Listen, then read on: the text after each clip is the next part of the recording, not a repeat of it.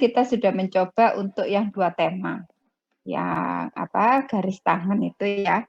Nah, di sini kita mencoba untuk mendefinisikan sebuah turunan. Jadi turunan atau F aksen itu adalah limit dari H menuju ke 0 dari Fx plus H dikurangi Fx per H. Jadi ini definisi formalnya, definisi formal untuk turunan. Nah, Anda pasti sudah paham apa yang dimaksud dengan Fx plus H. Apa sih fungsi dulu? Coba apa definisi fungsi? Masih ingat yang kemarin apa?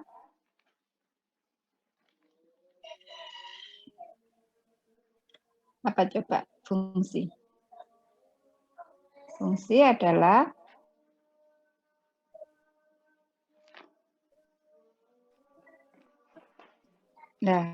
kok lupa? Ayo apa? Alfi apa Alfi? Lupa Bu, sudah berapa bulan yang lalu, berapa minggu aja biar nampak lama itu sudah berapa minggu yang lalu. Apa fungsi? Andini? Lupa juga. Ya, ayo, siapa ini? Adila. Ya, ayo. Fungsi adalah suatu aturan korespondensi yang menghubungkan tiap objek X dalam satu himpunan yang disebut daerah asal dengan sebuah nilai tunggal dari suatu himpunan kedua yang disebut hasil. Nah, Adila ya. Nah, aturan, jadi di situ aturan. Makanya aturan tertentu yang sudah ditetapkan. Kalau misalkan saya punya Fx sama dengan X plus 5. Gampang, coba ditulis. Fx sama dengan X plus 5. Bagaimana dengan Fx plus H-nya? Kan gampang itu, ayo. Kalau kemarin sudah mencoba.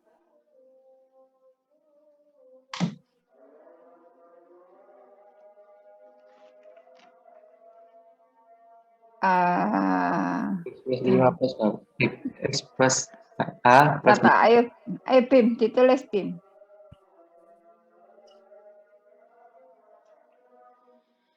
Fx sama dengan X plus 5. Fx plus H-nya sama dengan X plus A plus 5. X plus H plus 5. Nah, kalau tadi yang dibilang sama Adila, jadi kan aturan yang memetakan dari daerah asal X tepat 1 ke daerah asal ke daerah hasil Y. Nah, kalau ada seperti ini, ada variabel H juga. Variabel H. Apakah definisi fungsinya tetap atau daerah asalnya tetap X atau H?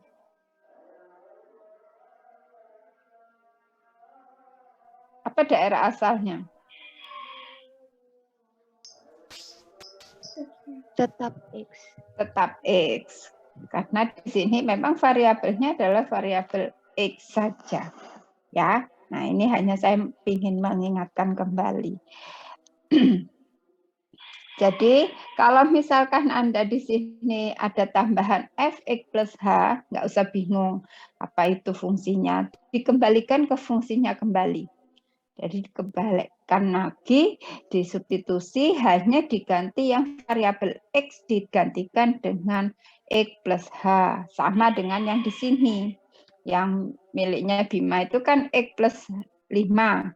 Karena diubah dalam bentuk Fx plus H, ya sudah berarti X plus H plus 5. Nggak ada masalah ya.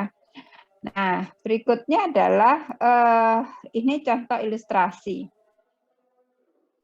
Jadi tadi kalau misalkan X-nya itu diganti dengan 4, tinggal substitusi. Nah, kalau sudah disubstitusi, perhatikan di sini limit dari H menuju ke 0, 13H per H. Sudah habis, saling meniadakan, artinya menjadi sama dengan 13. Nah, kalau kita ganti fungsinya itu X, contoh yang kedua adalah F aksen X, Maka di sini tidak dimunculkan dalam sebuah nilai, artinya masih dalam bentuk X, maka nanti perubahannya juga dalam bentuk X. Contoh seperti ini, fx sama dengan x pangkat 3 plus 7x.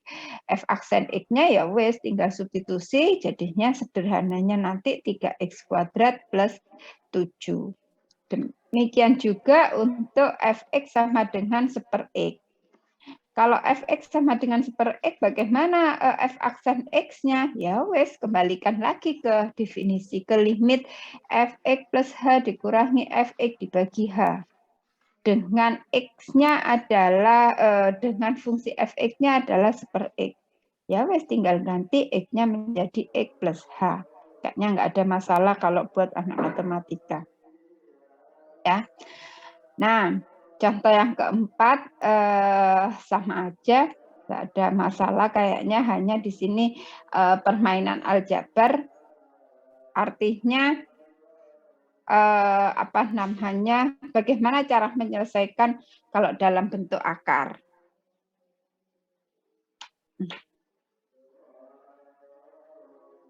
Nah, berikutnya adalah ini. Coba diperhatikan yang bersihkan dulu. Nah, coba Anda perhatikan bahwasanya gambar 1. Di gambar 1, kalau kita punya fx, ini fx, kemudian ternyata bisa diubah menjadi fc plus h dan sebagainya. X-nya diganti dengan c, sebuah nilai. Contoh yang tadi itu diganti dengan X-nya sama dengan 4. Sama, Bu, kalau misalkan saya pakai, karena nggak suka H, Bu, saya sukanya pakai S, boleh. Pakai T, boleh. Nggak ada masalah. Ini gambaran untuk geometrisnya. Jadi ada X, ada C, kemudian dengan jaraknya atau deltanya itu nanti selisihnya itu atau jaraknya itu C plus H. Kemudian kalau titik yang di sini berarti C plus H, Fx C plus H. Nah, berarti kan ini jaraknya selisihnya ya. Jadi selisih yang ini. Dari persamaan 1, 2, 3 ini bisa disederhanakan atau kembali lagi ke definisi yang awal. Yang di definisi awal, kita bisa mempunyai definisi turunan itu dengan menggunakan limit X menuju ke C dari Fx dikurangi Fc per X min C. Jadi, bentar tak tuliskan. Tadi kan apa? F aksen C itu sama dengan apa? Limit H menuju ke 0 dari Fx plus H dikurangi Fx, ini X ya, sorry, tak ganti X, per H. Nah, ini kan definisi yang di awal. Ternyata bisa menjadi definisi yang kedua ini. Kalau apa? Kalau kita mengambil X-nya itu adalah C plus H.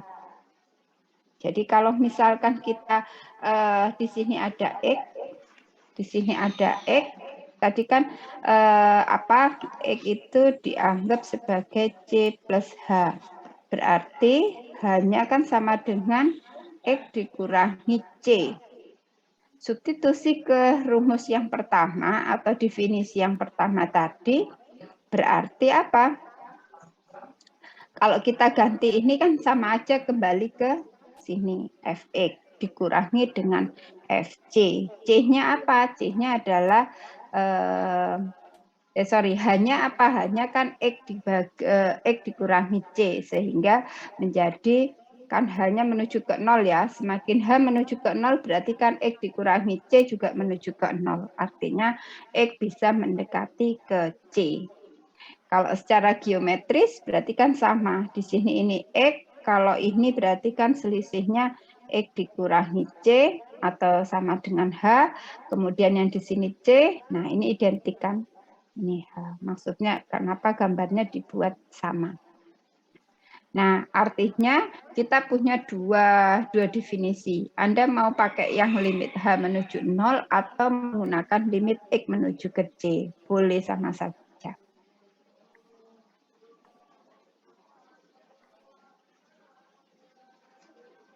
Nah, berikutnya ini tinggal substitusi ya, nggak ada masalah. Kemudian, nah ini teorema.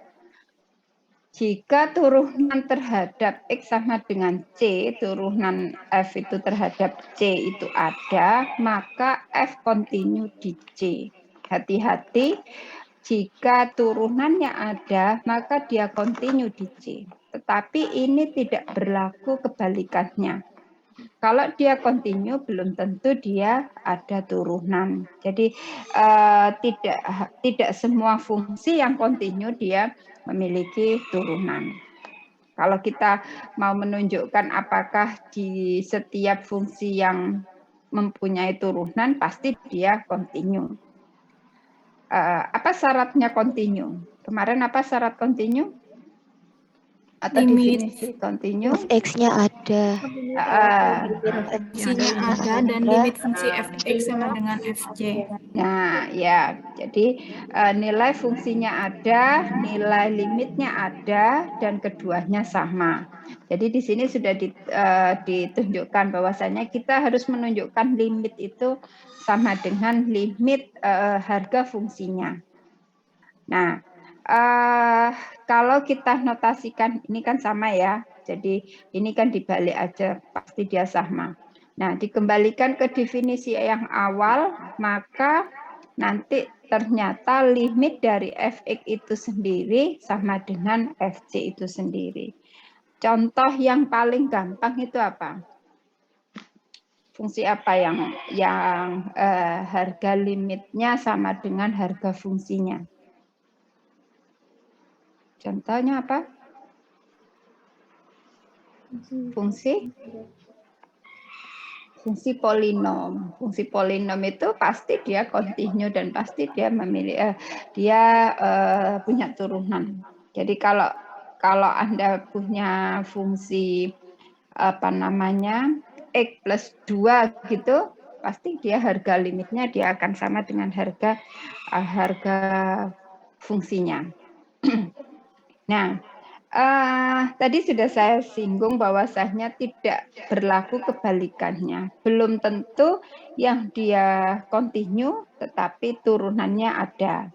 Artinya ada fungsi yang dia kontinu, tetapi dia tidak memiliki turunan di X sama dengan itu. Nah, contoh yang paling gampang adalah contoh fungsi tanda mutlak. Jadi di gambar yang ketiga itu ini fungsi tanda mutlak. Kalau diperhatikan fx itu dari grafiknya jelas dia kontinu. Di x sama dengan 0. Pada saat x sama dengan 0 dia kontinu. Ya, benar kan? Kontinu atau diskontinu? Kontinu. Iya, kontinu. Karena coba dicari harga limitnya.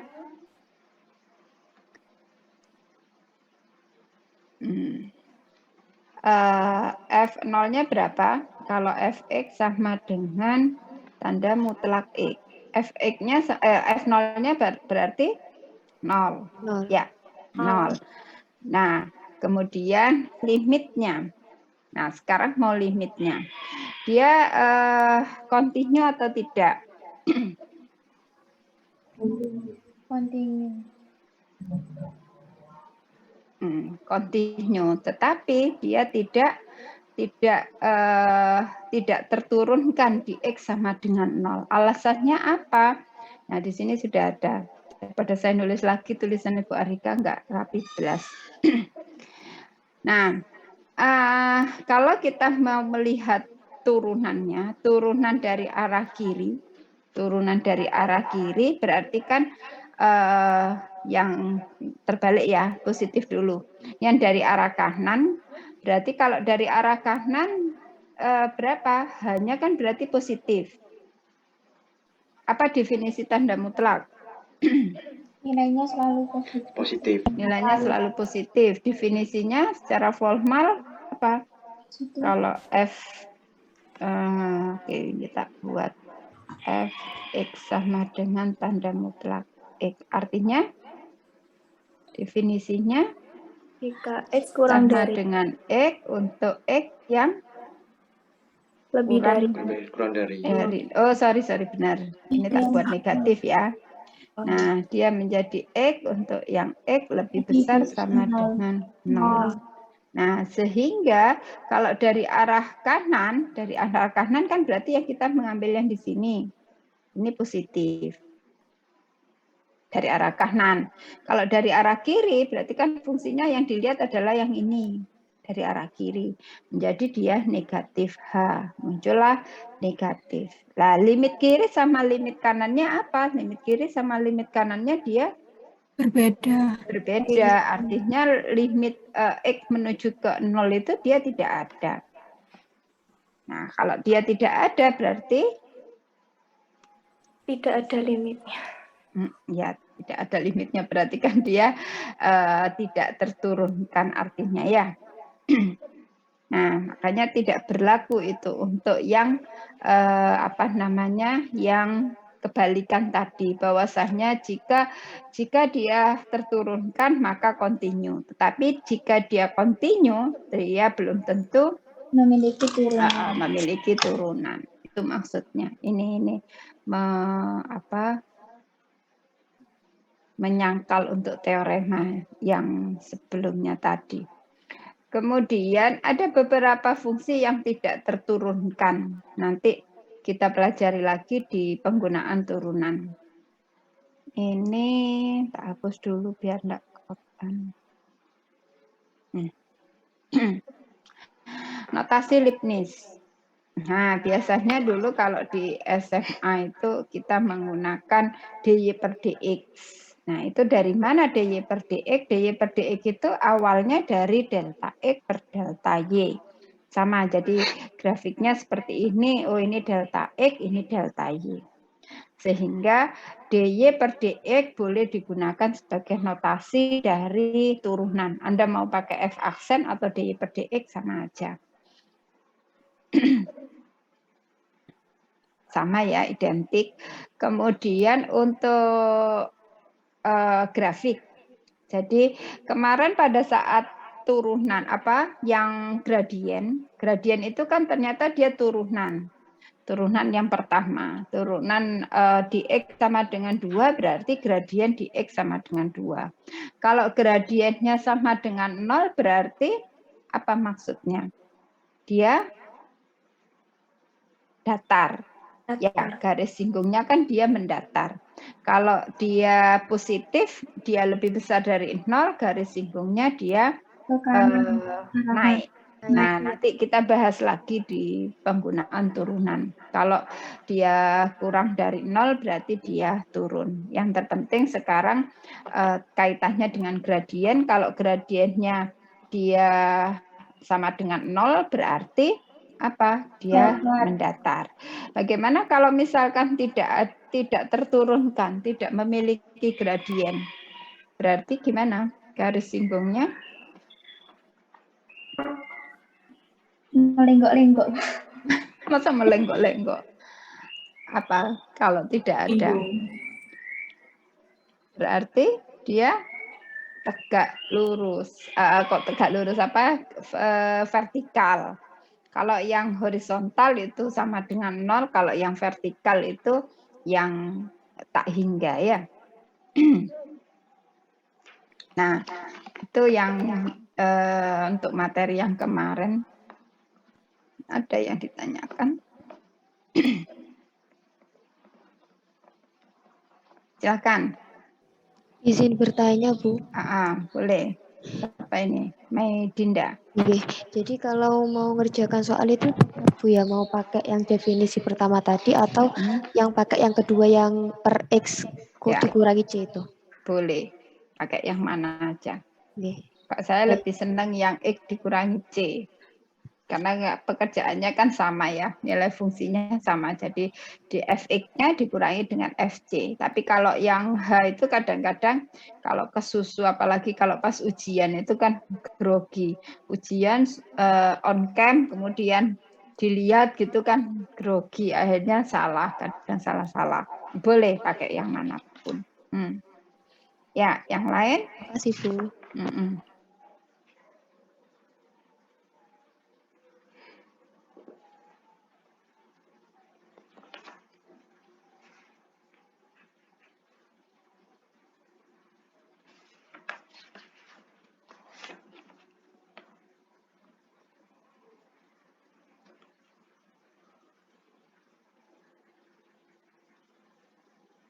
Coba dikerjakan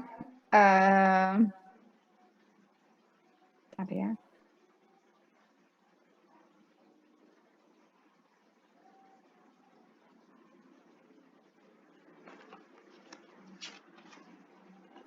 Yang LKM kemarin, Bu. Sudah dikerjakan semua. Nggih, sudah. Ada yang nggak tahu. Tapi ada yang ragu, Ibu. Oh, ada yang nggak ngerti. Ya wes, coba mana di-share. Siapa yang mau nge-share? Itu LKM zaman dulu kala, jadi saya belum sempat buka lagi.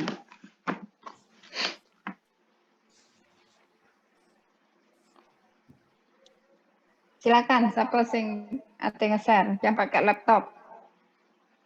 Kalau pakai HP ku kecil-kecil akhirnya nggak kelihatan.